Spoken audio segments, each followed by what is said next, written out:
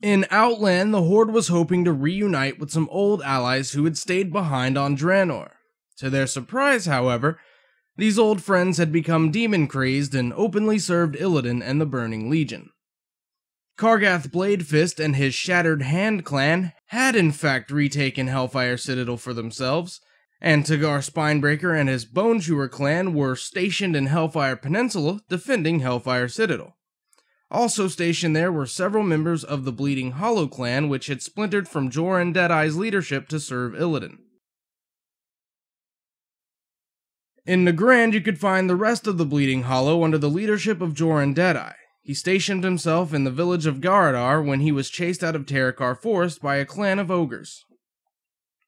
Moving further into Outland, it seems that Shadowmoon Valley had been taken over by Zuluhed the Whacked, and the Draenor branch of his Dragonmaw clan had found new dragons to enslave.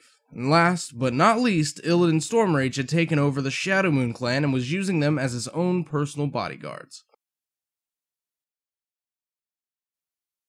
The Horde was forced to kill those who were once fierce allies. And on top of that, when the Blood Elves encountered their king, it turns out he became a lackey of Illidan and the Burning Legion as well.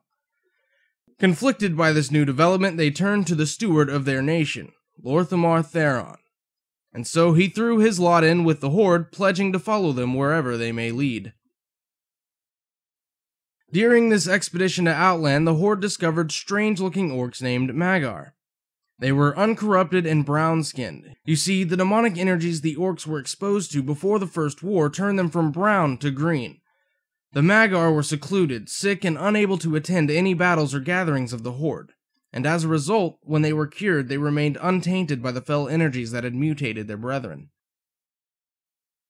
When news of this reached Thrall, he rushed to Outland along with his chief shaman Drek'thar. In the land of Nagrand, he went to the village of Garadar and met with Jorin Deadeye, Great Mother Gaia, and the downtrodden and depressed Garrosh Hellscream. It seems that Garrosh didn't know much about his father and thought he was nothing more than a cursed wretch who drank the demon blood and doomed his clan and his race.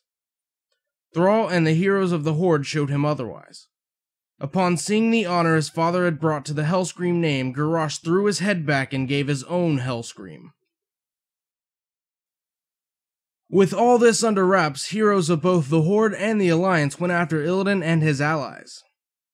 First going after Kael'thas and his arcane fortress of Tempest Keep, and then going after Lady Vashj and her Naga deep inside a massive lake in the Zangarmarsh.